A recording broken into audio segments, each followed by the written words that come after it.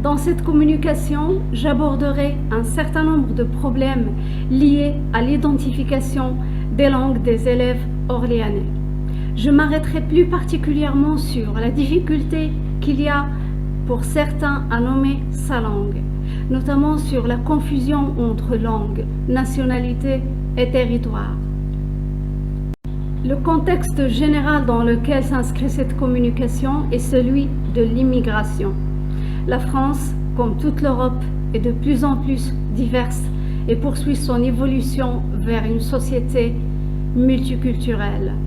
Et par rapport au contexte de recherche, cette étude s'inscrit dans le cadre du programme Langue en contact à Orléans, qui est un module des enquêtes sociolinguistiques à Orléans.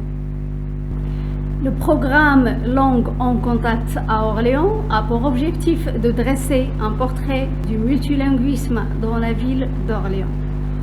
Il se propose de répertorier les pratiques linguistiques et culturelles des populations immigrées au moyen d'enquêtes sur le terrain.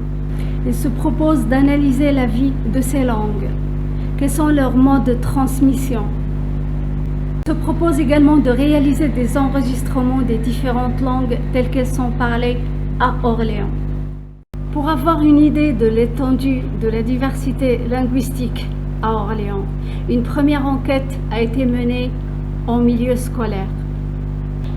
L'intérêt de l'école comme terrain d'enquête vient du fait qu'elle est aujourd'hui en France un lieu de contact des langues. Les enfants étant considérés comme une population particulièrement représentative de l'évolution des pratiques linguistiques en situation de contact des langues. L'école, comme terrain d'enquête, présente également un intérêt dans la mesure où la connaissance de la réalité sociolinguistique dans laquelle les élèves évoluent est un enrichissement dans la perspective de l'élaboration de stratégies pédagogiques favorisant une meilleure maîtrise de toutes les langues en présence. D'un autre côté, dans le cadre de cette enquête, l'école pourrait être le lieu par lequel des contacts avec les familles vivantes à Orléans pourront être tissés.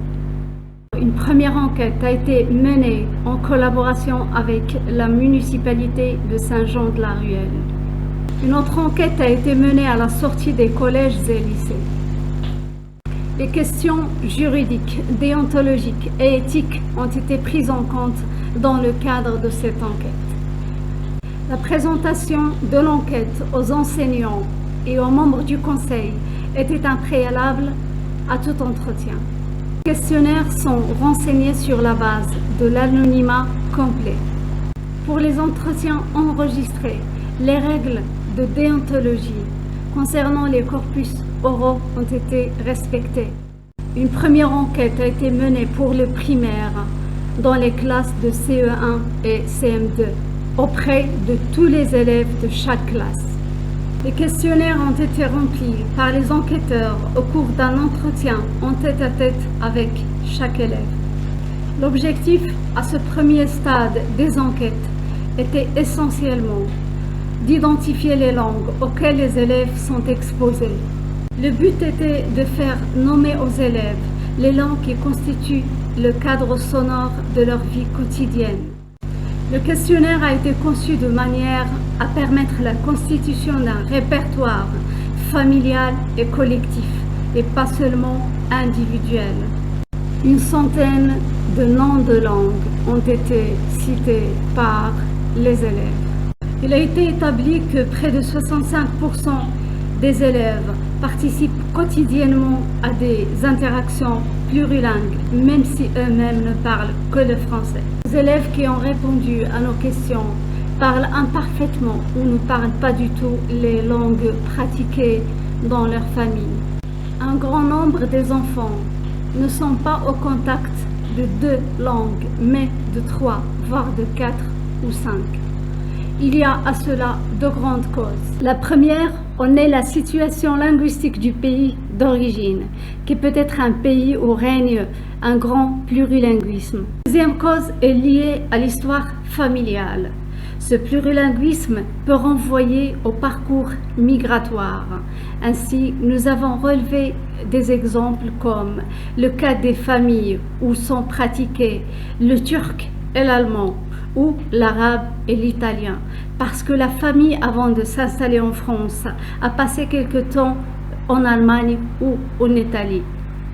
Avec les flux migratoires contemporains apparaissent de nouvelles formes de plurilinguisme qui ont pour conséquence l'émergence de nouvelles variétés linguistiques.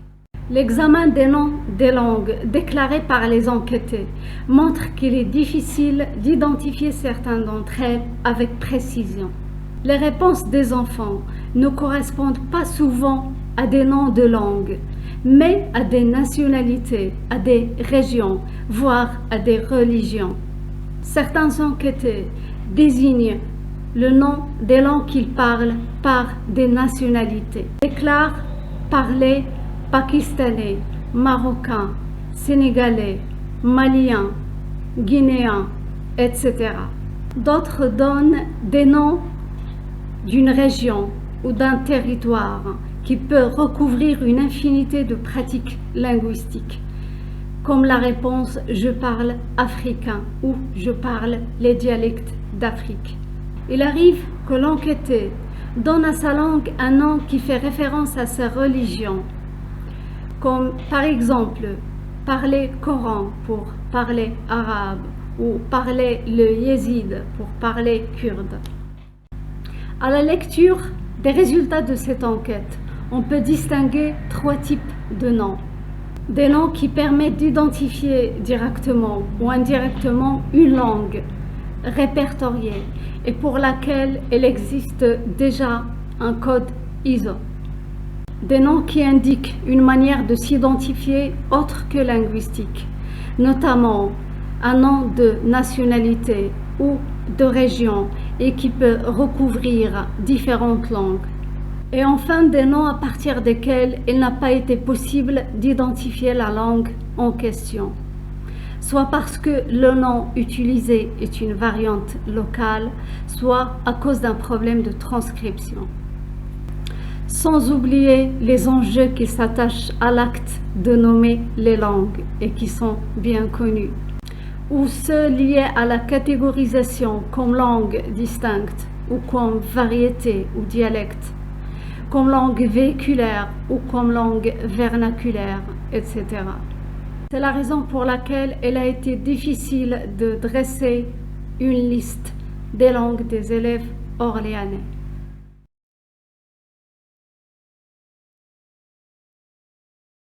Et pour conclure, je dirais qu'à l'époque où la formation en plurilinguisme est définie dans les discours officiels comme l'un des objectifs du système éducatif, on ne peut que s'inquiéter que des enfants qui devraient avoir toutes les chances d'être de véritables bilingues ne peuvent pas ou n'osent pas donner le nom des langues parlées à la maison.